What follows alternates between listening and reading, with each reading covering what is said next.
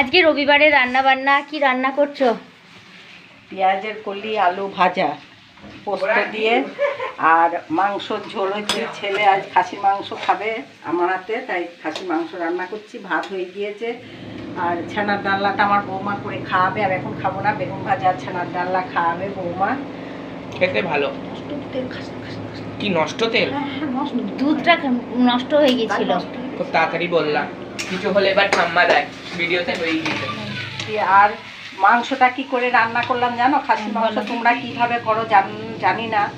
আমি আগে তেল দিয়ে তারপর শুকনো লঙ্কা, জিরে, রসুন আর তেজপাতা আর দুটো এলাচ, ছোটো এলাচ দিয়েছি ফোড়ন। তারপরে মশলাটা দিয়েছি। মশলা দেওয়ার পর তারপরে মশলাটা একটু ভাজা ভাজা হলে তখন পেঁয়াজ দিয়েছি। আর এইবার মাংস দেবো।